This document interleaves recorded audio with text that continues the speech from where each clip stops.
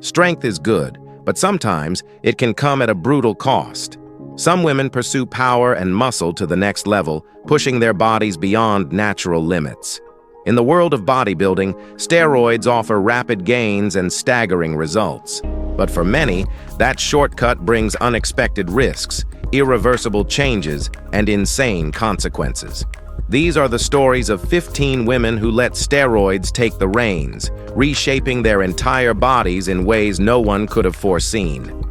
Let's kick off things with number 15, Kim Chizevsky.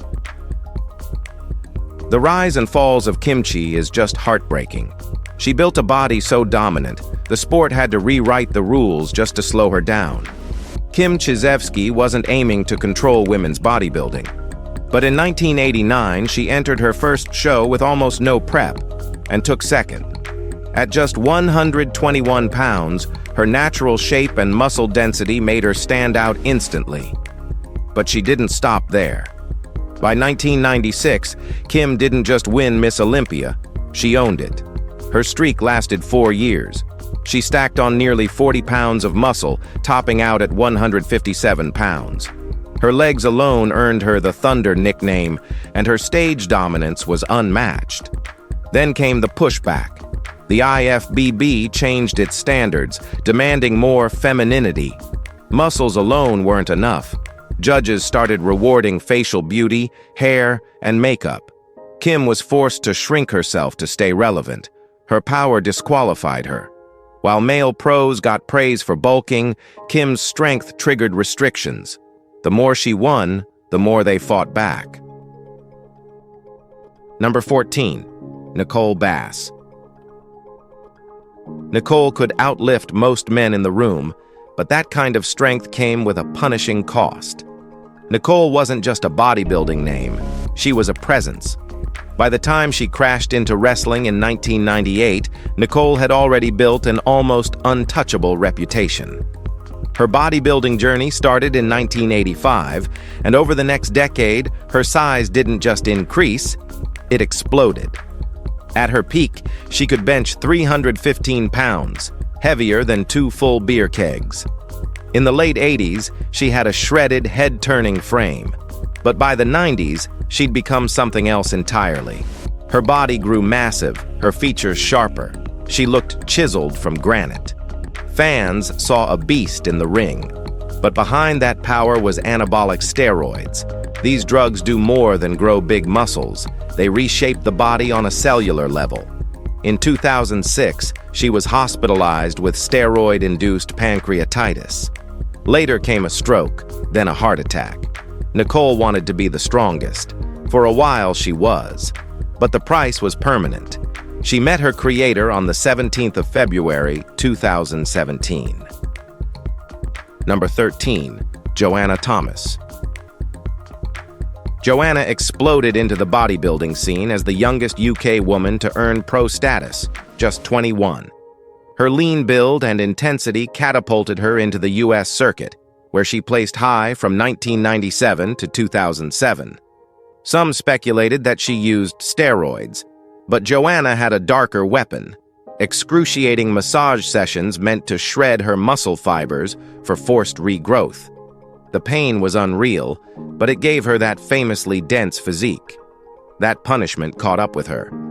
By 2019, she was diagnosed with severe early-onset osteoarthritis in both knees. Years of grinding trauma stole her mobility. She had to quit lifting. Slowly, with time, the muscle vanished. The sculpted body she was once proud of faded. Joanna wanted to make a comeback, but she never got the chance. In April 2020, she passed away. She left behind a legacy of relentless commitment and the physical toll extreme bodybuilding demands. Her name still echoes in the sport. If there's a gym in the afterlife, Joanna Thomas earned a front row pass. She was a pro. Number 12, Renee Campbell. Well, most people chase pleasure in food. Renee chased perfection, with cold chicken and brutal discipline.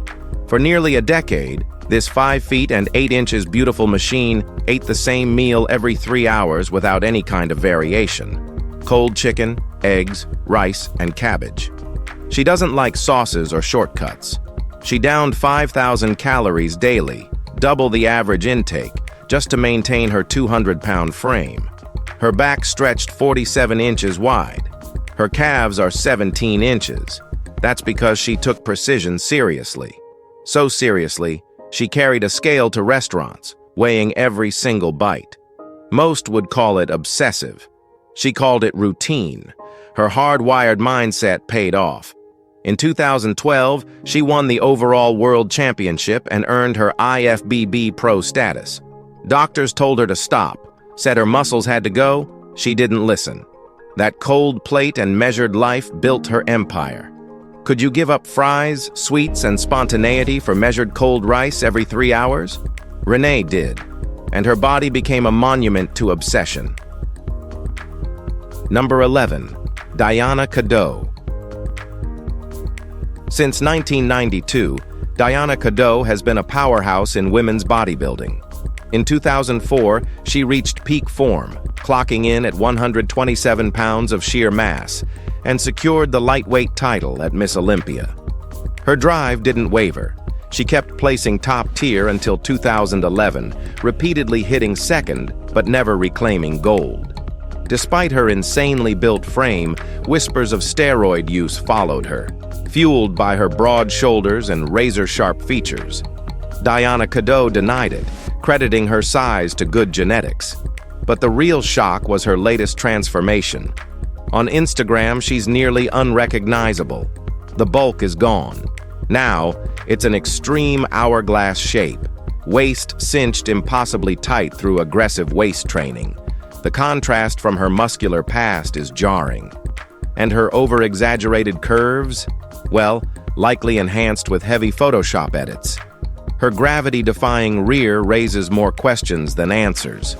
Diana Kado's shift reflects the brutal balancing act between strength, beauty standards, and digital fame. Which version of Diana defines her legacy, the athlete or the algorithm-chasing icon? Number 10. China.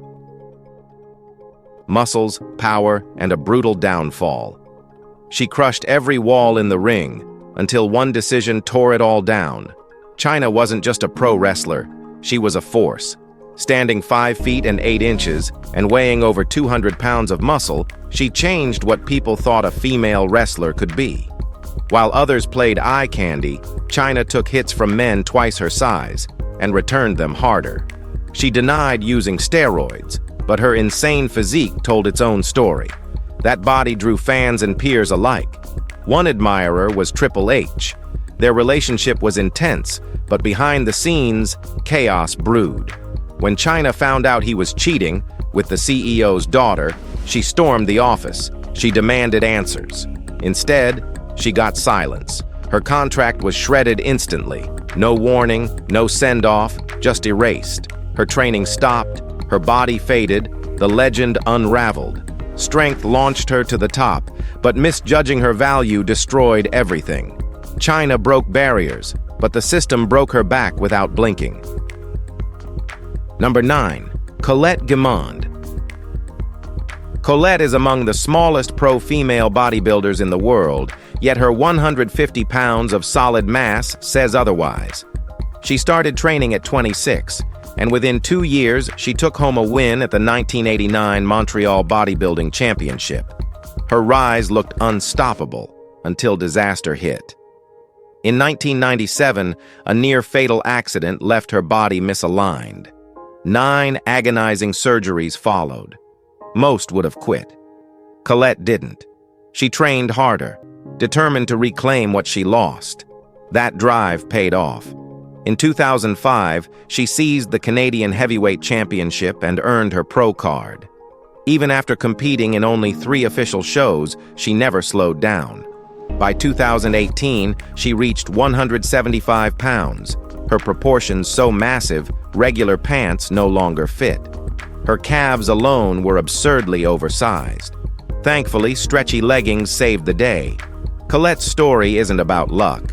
It's about grit. No miracle, no shortcuts, just relentless effort. She didn't let setbacks define her. She rebuilt herself one rep at a time. She proves that you can become anything. Number 8. Irene Anderson. Well, she wasn't busted mid-set or caught with a syringe. She was arrested just for looking too jacked. Irene Anderson wasn't just a bodybuilder. She was a unit. At 5 feet and 7 inches and 185 pounds, her body looked like sculpted armor. No fat. Her breast implants stretched so tight they looked carved. She placed high in almost every contest she entered.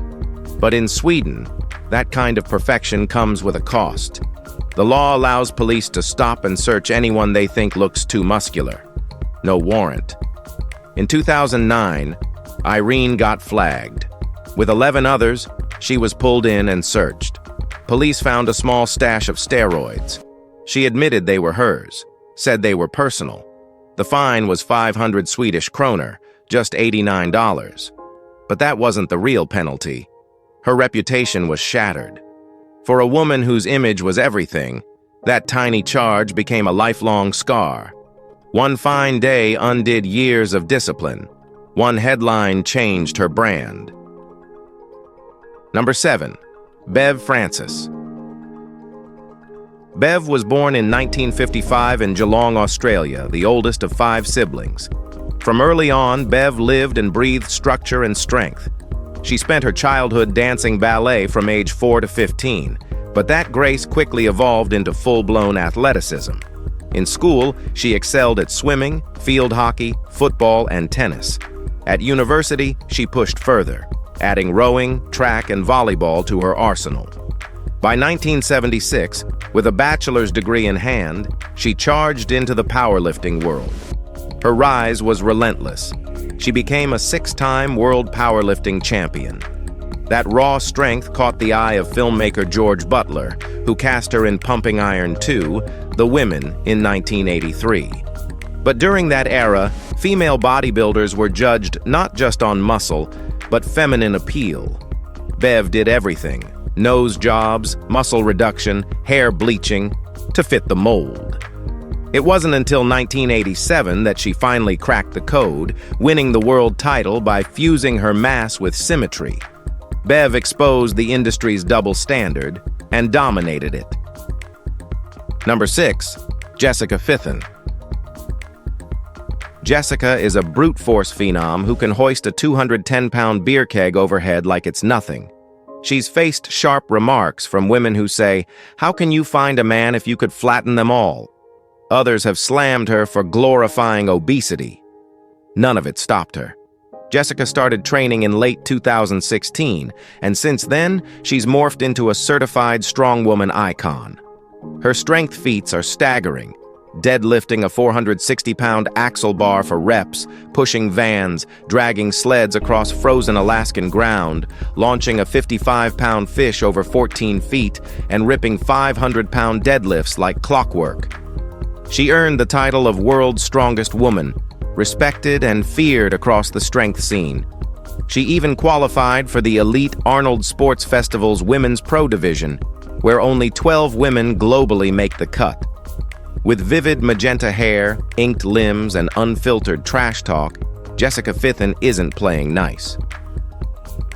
Number 5. Renee Tony.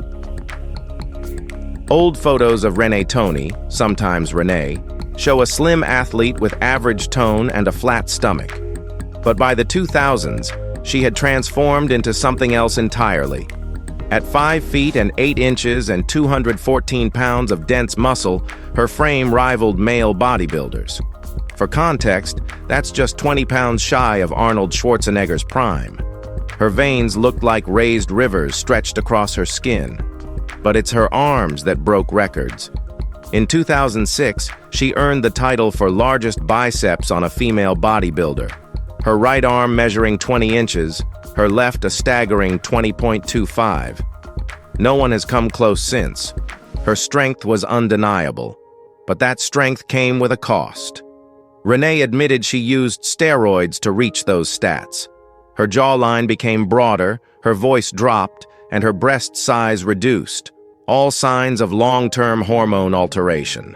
Her body blurred the line between muscle and mutation. Renee's journey is a loud warning. Number 4. Yeon Woo-ji. Yeon Woo-ji flipped Korea's beauty standards upside down with a physique no one saw coming. In a culture where slim frames and gentle curves define beauty, Yeon went all in on muscle. At 36, she'd transformed her body from a delicate 105 pounds to a thunderous 154 of hard-earned size. That kind of change takes more than effort. It takes obsession. Training 6 days a week, she pushed her limits constantly. She reached top 5 finishes at IFBB events in New York and Vancouver. But her most jaw-dropping moment came on the Korean show Star King in 2016. The studio froze, faces locked in stunned silence, and Yeon stood unfazed. Her deep voice, similar to Natalia Kuznetsova's, sparked speculation about possible steroid use. Still, that voice could also be natural, brought on by relentless training and hormonal changes. Number 3. Alina Popa. Alina brought grace to mass. She wasn't loud, she wasn't flashy, but when she walked on stage, the entire room froze. Born in Romania, Alina began training at 19. By 2008, she was competing in the US, slowly climbing her way to the top ranks. In 2013 and 2014, she placed second at Miss Olympia, just behind Iris Kyle. Many thought she should have won. Her symmetry was unmatched. Her conditioning is razor sharp. But politics always played a role in bodybuilding, and Alina knew it. She kept training, ruthless and focused. She earned her first major win at the 2018 Rising Phoenix World Championships. By then, she had become one of the most respected physiques in the industry. Yet even at her good peak, she remained reserved. Number 2. Denise Rutkowski. The rise, collapse, and rebirth of Denise Rutkowski. She once owned the spotlight, only to vanish into chaos, then re-emerge with a different kind of strength. In 1993, Denise Rutkowski was unstoppable. At 5 feet 5 inches and 155 pounds of cut muscle, she bulldozed through 5 national titles between 1988 and 1993. She placed second at Miss Olympia, a career high. But under the makeup and trophies, something darker was brewing. By 2013, it exploded. Denise was arrested for criminal trespassing. Her mugshot shocked fans. Gone was the golden-haired icon. In her place, a hardened face, visible facial hair, hallmarks of long-term steroid damage. From 2013 to 2015, she racked up 4 more arrests. Charges dropped. But every new photo screamed the same thing. Her body was breaking down. But Denise didn't vanish. She transformed. She now works in ministry, helping the homeless and guiding struggling youth in Texas. Her biceps may have faded, but her voice carries weight. All right now, let's end this with Number 1. Abby Pudgy Stockton. Abby, ironically nicknamed Pudgy, was anything but. Born August 11, 1917 in Santa Monica, California, Abby came up during a time when muscular women were mocked, not admired. That didn't stop her. The nickname stuck from childhood, but it never defined her. In high school, she met Les Stockton, a UCLA gymnast who later became her husband. At 19, she took a job as a telephone operator. Hours of sitting led to weight gain. So, she grabbed weights, an unheard-of move for women in the 30s. Back then, female lifting was a sideshow act, something for circuses, not a respected sport. But Abby changed that completely. She fused beauty and strength in a way no one had before. With elegance and muscle, she shattered outdated norms. People didn't just notice, they celebrated her. Abby didn't just build muscle, she built opportunity. Today's female athletes owe her more than they know. She showed the world that a strong woman isn't a contradiction. It's a blueprint. If you've enjoyed this video, be sure to like, share, and subscribe. Thanks for hanging with us, and we'll see you soon in the next one.